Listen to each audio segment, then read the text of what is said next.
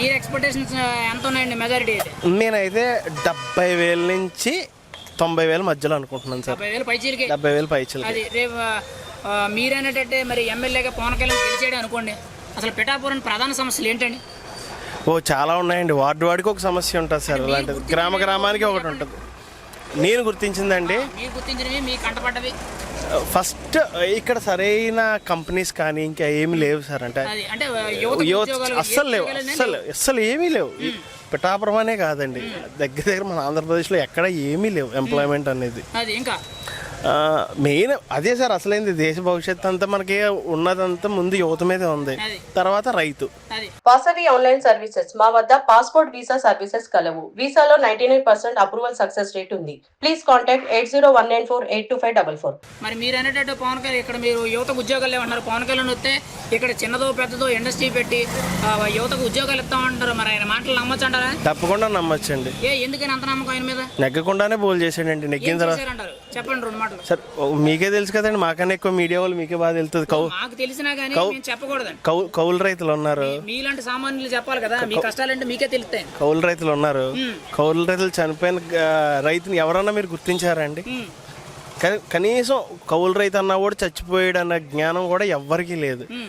ఆయన గుర్తించి కౌలు రైతులు చనిపోయిన కుటుంబానికి ₹1,00,000 అనేది సాయం చేశాడు. కుటుంబానికి ₹1,00,000 ఇచ్చారండి. అలాగా అలా దగ్గర 300 కుటుంబాలకు పైన ఇచ్చారండి ఆయన. దాదాపు 30 కోట్ల రూపాయలు పంచారు. మరి ఏ పదవి రాకముందే పవన్ కళ్యాణ్ 30 కోట్ల సొంత డబ్బులు పంచాడంటే రేపు పొద్దున్న గెలిచాడు అనుకోండి, మరి పిఠాపురం సంగతి ఎలా ఉంటుంది అంటారు? అదే అంటున్నాను కదా సార్, మా ఫ్యూచర్ మా చేతిలోనే ఉందండి. ఆయన నెగ్గించుకుంటే మాకు ఫ్యూచర్ ఉంటుంది, లేకపోతే పోయినట్టే. ఇక్కడ సముద్రం ఉంది కదా, ఇంకా అలా ఎదురుకొచ్చేసి కొట్టుపోయినట్టు పోతాం అంతే. ఇప్పుడు పవన్ కళ్యాణ్ ఒకవేళ గెలిపించుకోలేకపోయారు అనుకోండి, ఎవరు నష్టపోతున్నాడు? పవన్ కళ్యాణ్ నష్టపోతున్నాడు, మీరు నష్టపోతున్నాడు? మేము పిఠాపురం వాళ్ళు ముందు మేము సార్ బయట నియోజకవర్గాలు పక్కనట్టండి, ముందు పిఠాపురం ప్రజలుగా మేము నష్టపోతున్నాం. ఆయనకైతే పోయేదేం లేదు, ఏమీ లేదు. ఇంకొక సంతకం పెట్టుకుంటాడు, సినిమా తీసుకోవచ్చు హ్యాపీగా. ఆయన లైఫ్ ఆయన చూసుకోవచ్చు. మళ్ళీ 5 ఏళ్ళు కావాల్సినంత టైంలో సినిమాలు తీసుకుంటాడు, హ్యాపీగా చేసుకోవచ్చు. కుదిరినప్పుడు అరకొర సాయం చేసుకోవచ్చు ఆయన. చాలా అది ప్రజలు అయితే అసలు నమ్ముతున్నారు అంటారు పవన్ కళ్యాణ్? డెఫినెట్ గా నమ్ముతున్నారు. కాబట్టి వాళ్ళ పిఠాపురానికి 70,000 మెజారిటీ నుంచి అని నేను అంటున్నాను. అది ఖచ్చితంగా 70,000 పైసలు మెజారిటీ అంటున్నాను నేను. స్టేట్ లెవెల్లో చూసుకుంటే పరిపాలన ఎలా ఉంది? స్టేట్ లెవెల్లోనండి చెప్పాను కదండి, ఒక జాబ్ పరిపాలన తీరు కానీ పరిపాలన విధానం కానీ ఒక జాబ్ నోటిఫికేషన్ లేదు. కనీసం అవుట్ సోర్సింగ్ ఎంప్లాయ్మెంట్లు కూడా తీయలేదు. కాంట్రాక్ట్ బేస్డ్ కూడా ఏమి తీయలేదు. మరి 5 ఏళ్లలో కనీసం డిగ్రీలు చేసి బయటకు వచ్చి ఇంజనీరింగ్ లో డిగ్రీలో చేసి బయటకు వస్తారు. మీకు ఉండే కొద్ది ఉద్యోగానికి అప్లై చేసుకునే వయసు పరిమితి తగ్గిపోతుంది కదా, 5 ఏళ్ళు పోయినట్టే కదా.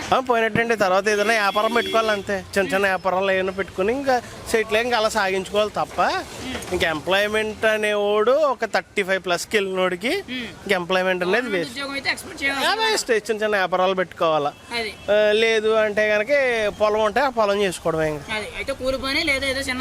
వ్యాపారాలు పెట్టుకోవాలి అంతే తప్ప ఇంకా జాబ్ అనేది అందరం ద్రాక్ష అయిపోద్దండి అందరికీ.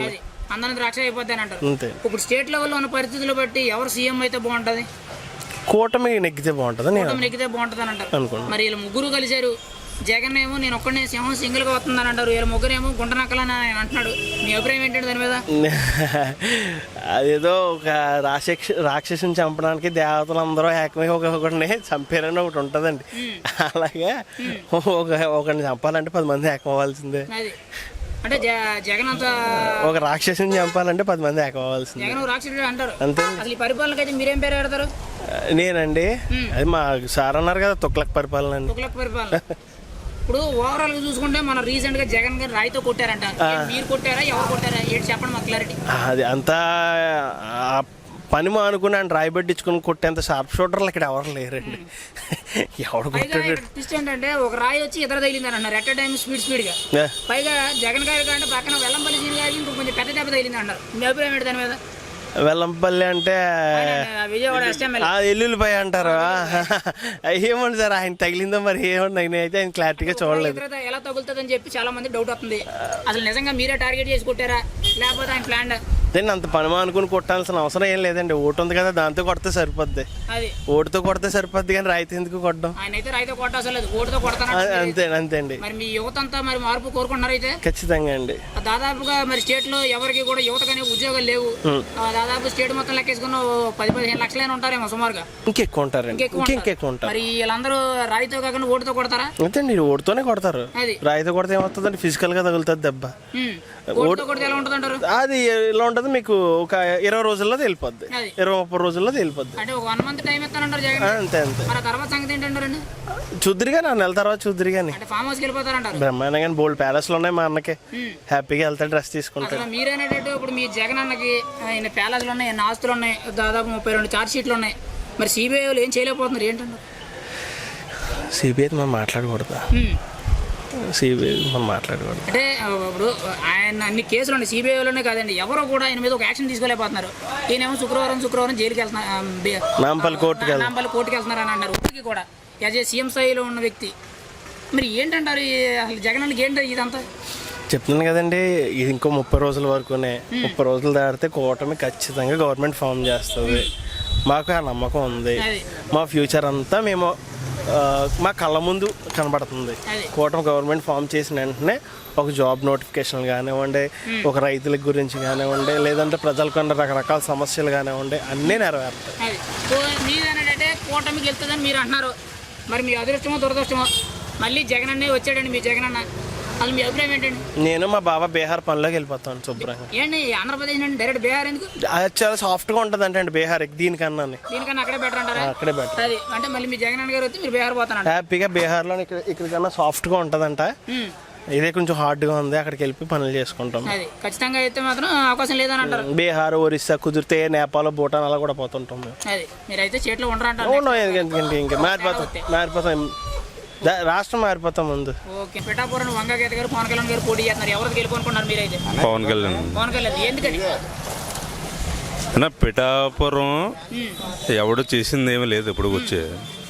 పవన్ కళ్యాణ్ అనేవాడు వస్తే ఆడు కేంద్రం వాళ్ళు ఇచ్చే నిధులు కాదు, ఆయన సొంత డబ్బులు ఎట్టైనా పనిచేసే వ్యక్తి. ఆయన సొంత డబ్బులు పెట్టి బాగు చేసే వ్యక్తి. అలాంటి వ్యక్తి ఉంటే ఊరు అభివృద్ధి చెందుతుంది డెఫినెట్గా. 5 ఏళ్ళలో ఎలా ఉందండి పిఠాపురం డెవలప్మెంట్? 5 ఏళ్ళు కాదు, నాకు 40 ఏళ్ళు వచ్చినాయి, ఒకేలా ఉంది. ఒకేలా ఉంది, తేడా ఏం లేదు. ఇప్పుడు మీరు పిఠాపురం పవన్ కళ్యాణ్ గారు మీరేంటంటే గెలిచారు అనుకోండి, ఎలా ఉంటుంది అంటారు? మీ ఎక్స్పెక్టేషన్స్ ఎలా ఉన్నాయి? పవన్ కళ్యాణ్ గారు గెలిస్తే ఖచ్చితంగా ఆయన చెప్తున్నాను కదా, సొంత డబ్బులు ఎట్టైనా ఆయన బాగు చేస్తారు పిఠాపురం. ఇక్కడ పిఠాపురం మెయిన్ గా ఉండే సమస్య ఏంటో చెప్పగలరా? మీరు ఎక్కడ పుట్టారు, ఎక్కడ పెరిగారు కదా? Transportation main. నెక్స్ట్ ఈ ఏంటి కాలువలు, చెత్త, ఇవన్నీ డ్రైనేజ్ వ్యవస్థ సరిగ్గా లేవు. ఇంకా కొంచెం అయ్యండికి వెళ్తే చాలా ఉన్నాయి.